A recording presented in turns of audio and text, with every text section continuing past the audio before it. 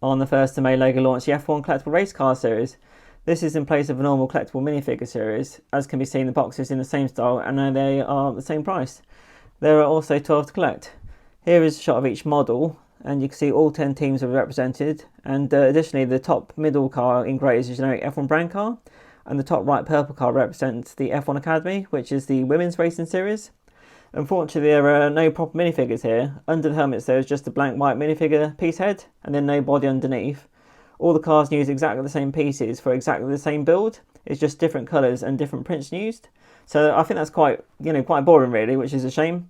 Even the helmets have the same pattern on them, just in different colours. This seems like a very lazily put together series. There's just no proper variation. Is it aimed at just kids? I don't really know, but I don't think the majority of regular collectible minifigure buyers will be interested in this like me. Also, there's less flexibility to fit in a LEGO collection and tell stories like with the usual minifigure characters.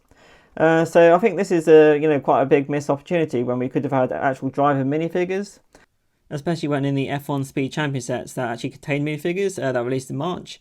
They didn't actually recruit any drivers there either. So I was just wondering what reason might LEGO have for not doing this. Were they worried about like driver swaps such as Liam Lawson and Yuki Tsunoda happening? But what you could just do is, buy the two sets from the teams that they swapped with and, swap the heads. So that would fix that problem. And then they could have actually represented both team members, because each team has two members, by including two heads and two hair pieces. Kind of like they did with representing gender in the Dungeons & Dragons minifigures that launched last year. Another reason also I suspect is that LEGO are not happy with the minifigure series, but potentially being of all or a majority being men. LEGO are quite big on inclusivity, and they probably would think it would be like sending the wrong message. And this can actually be seen with the F1 Speed Champion card sets I mentioned. There were a number of minifigures that were actually women, despite there unfortunately being no women in F1 yet. As you can guess, and also from me using stock images, I will not be buying any of these cars as they just do not appeal to me. Instead, I thought it would be better to look back at some previous collectible minifigures, CMFs, to scratch the itch, and why not get a few minifigures from an older series, or even a whole set like I have. I'm sure most people, probably don't have every single CMF, and it can be quite fun, sort of like hunting them down the resale market and looking for the good deals that might come up. So in this video I'm going to be looking at the Collectible Minifigures Series 3. So I actually made this video last June, but I'd already released a few CMF videos around that time, so I decided not to use it then. And as you can see, this was when the Wolf was still with us, before he sadly passed away at the end of last year. So it is very special to release this video now featuring him, as after this I'll only have 2 more new videos left to release featuring him. So let's see how older CMFs compare to the ones released nowadays, and see if they are still worth picking up. Hello and welcome to Construction Wolf. As you probably know from our channel, we like getting minifigures, and sporadically if we find a good deal, we buy up a set of minifigures all at once. So this time you'll see here, we've got these minifigures here. So it's got a whole set, and there's 16 in this set. And you'll see from the instruction, these are these Series 3 minifigures. So they came out all the way back in January 2011. So you're a much younger Wolf back then, weren't you? And because these are historical relics now, we need to be very careful with these. So I've got these gloves on, just to treat them with the care and respect that they need, and make sure they stay in mint condition. Even the little Wolf's a museum creator as well now. Got your little glove on, haven't you? Obviously we're just joking around, aren't we, Wolf? We're quite happy to touch these and play with these and have a look at them, and might even use these in like some future projects. So let's take a look at them on the turntable in detail. First up is the Fisherman. So this minifigure, you see, has that nice fishing rod that they put on, and just this piece clips in there with a string on the end, and then this part on the end just clips into the fish. So that looks quite effective, and I like how the clip looks like sort of how you'd reel in the fish. So that's quite an effective sort of part of usage, and just looks really effective. Got the fish hanging on the end, and the fisherman himself, he's got sort of simple hat and a beard, and then no printing on the legs, but that's sort of understandable for the effect of that sort of basic suit. And then unfortunately, the colour of the overalls don't quite match the sort of the trousers, like the legs. So printing's a little bit off there, unfortunately, doesn't quite match, but it sort of is reasonable. And then nothing on the arms, and absolutely plain on the back. So nowadays you'd probably get sort of prints of creases and things on the back, but absolutely nothing there. So sort of relatively basic. Obviously no printing on the back of the head, because you can see the head through the back. And underneath the beard that I've just taken off, you can see the fisherman's got a very big smile that is hidden under there. Must be very happy with his big catch. This is the CMF minifigure, so we can see here not a lot of detailing because essentially just in his underwear, like I'm not sure what the technical term is, there probably is one for that, but yeah, just got that sort of thin band there. Otherwise, he's just got the print detailing for his stomach, obviously being a SEMA wrestler, but the minifigures all have the same dimensions, so they can't really represent that well. Maybe nowadays they might have done something, maybe custom body mods. They have done some unique ones nowadays, such as like say in the Disney series where they had like a minifigure forearms, so they might experiment more nowadays compared to them. But then you see they've got that micro scale figure, which is sort of in nice metallic bronze, which is, must have won a prize, an award. And then you see he's got a very serious expression on his face, and spin around and see absolutely no details whatsoever really on the back and the sides. Got that nice sort of bun, you know, like hairpiece there. And also actually on the back, the face, there's no sort of print detailing at all. So these minifigures, none of them have the print detailing for a secondary face. So maybe that wasn't as big a thing back then. So you've got more flexibility with minifigures nowadays compared to these older Series 3 ones. Next we have the baseball player minifigure. So you can see he's got this nice sort of overall sort of on, which is says the clutches. That's quite a nice little joke reference, you know, for a clutch player of like Lego bricks, the studs clamping on. Legs are very plain apart from you know, belt, and carries a sort of baseball bat accessory, and got the nice C for the clutches on his baseball cap that's sort of printed on there, so that's quite a nice effect. Otherwise completely plain back and sides. That probably would have been the case nowadays. I'm sure they put a lot more detail on, but still quite a nice little minifigure overall. This is the pilot minifigure, so you can see here sporting some goggles, got a nice big stash, so they can be actually popped down. They're using sort of pilot mode. And then sort of no print detailing at all on the legs, unfortunately, on the sides, but that sort of, you know, sort of pilot's jacket with the big sort of fluffy bits at the top there. A few zips for print detailing on the front. And you spin around, you see the only accessory really you get with this one is just the sort of the backpack, which must be, I'm assuming, like a parachute pack, just in case anything goes wrong. And that's all we've got on there. So that's the pilot minifigure. This is the Hula Girl minifigure. You see she's sporting for a big happy smile, good print detailing for the face. And then she's got maracas, and she's got the lei, which is, you know, the floral arrangement around her sort of neck. And then she also comes with a nice accessory in the cloth piece, which slots between the body and the legs, so that looks good as, you know, sort of a little skirt. And then if we just spin around, I really like this print detailing that they actually have put on her hair with like the flower in her hair, so that's, you know, quite nice and effective that they had even back then in 2011. Just spinning around, you see it's very plain on the back. Again, no sort of face, as we've mentioned, none of these have this secondary face. So that's the Hula Girl. This is the tennis player, so she's obviously in a sort of tennis whites, and then they've sort of, in this case, put a dress on. Maybe they could have actually, like the Hula Girl, put on a sort of a white cloth piece. That might have been quite effective, but that's what they've got. And they have actually got some print detailing on the side of her legs as well to show, you know, like her legs yellow, so that's, you know, quite effective. And I do like a racket, you know, sort of accessory. You see here, if I just tap it through, you can see through it. So we've got lattice work there, so that's quite nice, effective. It's not one solid piece, so that looks good. And then nothing on her arms, and she's got that nice, you know, sort of ponytail tied back, ready to play tennis. Was the hairpiece, but absolutely plain in the back. But that's the tennis player minifigure. Here we have the mummy minifigure, and we can see this is one of the more intricately detailed minifigures in the series. There's print detailing, you know, sort of on the arms as well, on the sides of the legs, and yeah, it's sort of all over the whole body, really showing the sort of the wraps of the mummy, sort of, you know, bandages, however you want to call it. And then you've got a you know, scorpion accessory here, you know, sort of that it goes with. Funny enough, in this series, there's not really much in the way of animals. This is it. Whereas nowadays, you'd, you know, get much more intricate animals. You know, like we've had different like dogs, African hounds, etc. So that's another contrast with nowadays. The mummy face looks really good with the sort of face poking out from under the wrap as well.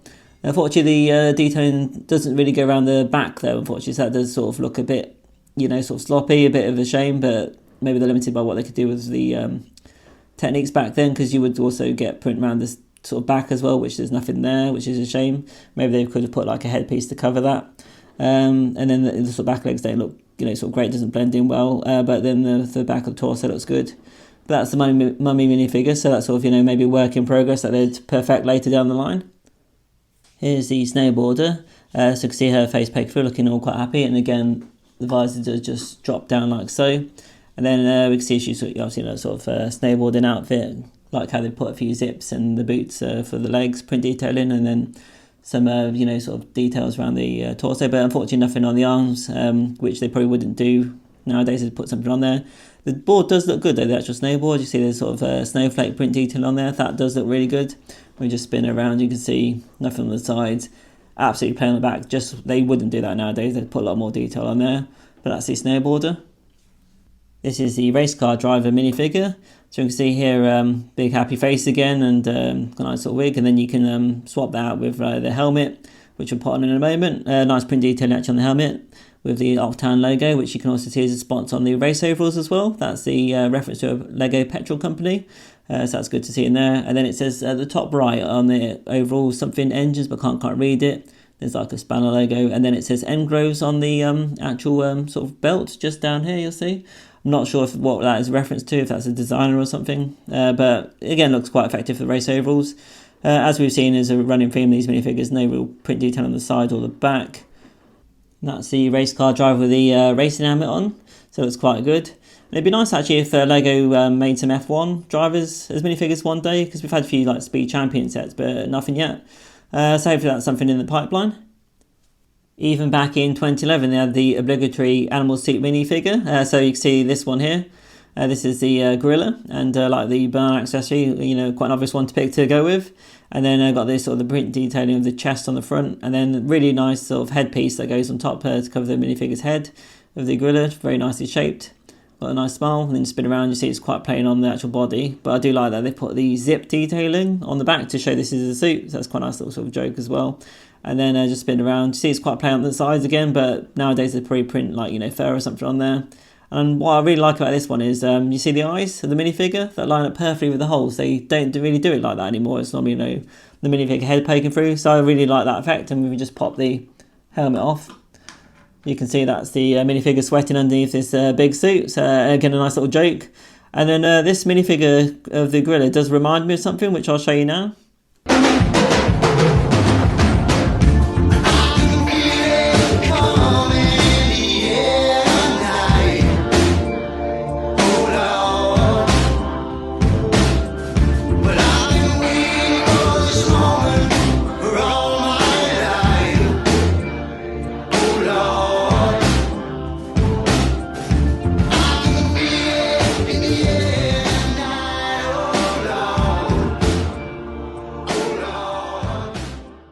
So I think most people from the UK will get that reference, but if you don't, you can type in Cadbury Gorilla Rabbit into YouTube and you'll see what I mean. So on to the next minifigure, which is musical, so that links in quite nicely. We've got the rapper minifigure, like how he's got the sort of golden microphone printed on there. That looks really good, and good print detail on the boombox as well. So that's again a nice piece with the gold print on there. And then he comes with this cool cap with like a sort of a minifigure silhouette head on top. Again, really good with the gold. Even got a golden smile, got the golden teeth, and some sort of funky sunglasses. That's in trend back then maybe. And got the dollar big chain, sort of very rapper style on there, around his neck. And then got some jeans, again with a bit of print detail, so not too bad. Again, play on the sides and the back as we've seen, so that won't prove be the case again, as I keep saying nowadays. But quite a cool figure is the rapper minifigure. This is a very unique minifigure in the series, the Alien. So got the space alien. See, very unique head mold there. It's very distinctive that they've put in this set, so that's really, really good. And then got this sort of the ray gun with the transparent rod in it. And then good print detailing for the sort of spacesuit with lots of sorts of pipes and things going out the centre. And then sort of basic legs again, and sort of the back again, as we talked about basic. And I'll just hold up the head for you to see. You see even sort of print detailing on the top, and there's a little tongue sticking out. Very unique, so definitely one of the extraordinary ones in this series. And carrying on the space theme, we've got what they call the space villain, which is you see the Blacktron logo there. We've got a Blacktron baddie in this, and then got the ray gun again. That's sort of counterpart, the same as the aliens. And then we've got, I like how they've have mixed up. So they have good advanced techniques there. They have the different sort of arm you see here, with a sort of like a robotic sort of like claw-like element, and like a sort of a pirate leg recoloured and the silver. So like I don't know what's happened to this poor figure, but he's lost half of his body, and you can see sort of cybernetic with the eye coming through. The visor there, we'll have a look at that in a moment. And then we spin around, you can see it's quite plain, but the sort of space helmet's quite nicely shaped, not a unusual helmet. And if we just pop off There we go, the helmet. We can see a very interesting expression of this space villain. This is the elf warrior. So you see like the hairpiece with the elf ears sort of sticking out. You know, sort of good techniques there, that's sort of a print detailing, but nowadays that'd probably be dual molded. But it looks really good. And then the shield's quite stand out as well. Very good print detailing with the sort of, you know, that sort of stag with the antlers on there. Looks good, and the classic bow and arrow. And then if I just pop these off, you'll see the print detail on the front. That's quite strong actually. So they could do, you know, some very strong print detailing on there with sort of the armour and the sort of the cloak and that. I like the cloth cloak. And then spin around, nothing on the arms. And I don't think there was anything underneath. No, because it's hidden by the cloak, so nothing there. But overall, quite a strong figure in this series, and something that maybe, you know, Castle fans would enjoy.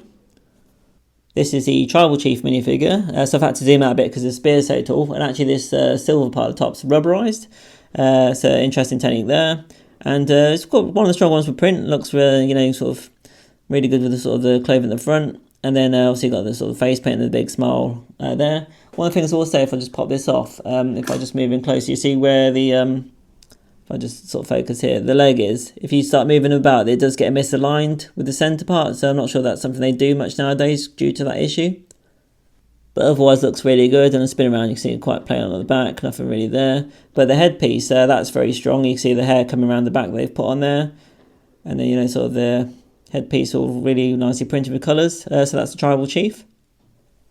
And last but certainly not least is the Samurai Warrior.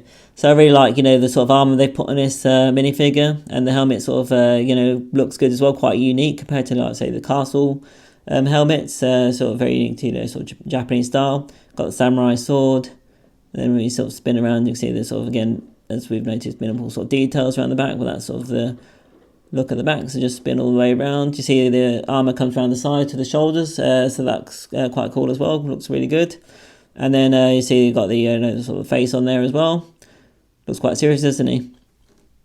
And that's the Samurai Warrior with the armour off. And I did forget to mention, actually, you could probably clip something on the helmet. They've put a clip on there, maybe like some, you know, sort of feather or something like that. And you see that's the armour there. And very nice print detailing on the front. See the sort of the robes with the flowers on. So yeah, that's one of the top minifigures, I'd say. So that's the Samurai Warrior. So that's the Series 3 minifigures then. So it's interesting to see how they've developed over time then. So back then they didn't really have much in the way of like arm printing. Only the Mummy had the arm printing. And can't see any dual molded legs in these. The techniques have come on a long way since then. And say for example this gorilla suit guy here, normally nowadays you actually see the face through. So I kind of like this style better actually, where the eyes perfectly line up and go through the suit. So yeah, it's interesting how things have changed and different, but still a good range of ideas. They're quite different, and I'm just surprised even like, well, I just had Series 26 I think, they're still coming up with new ideas. Yeah, our favourite ones are probably, I'd say, I really like the fisherman with that, you know, the fisherman was quite cool with the fish on the end. And then what else did we like? Well, obviously the elven sort of warrior, that's really cool, and the nice shield printing as well. So yeah, let us know which one's your favourites in this series, and maybe even just like what your favourite series is, you know, overall, and then maybe it's something we'll get further down the line, eh, Wolf? So hopefully you've enjoyed this video, and if you could consider liking and subscribing, that would be very much appreciated.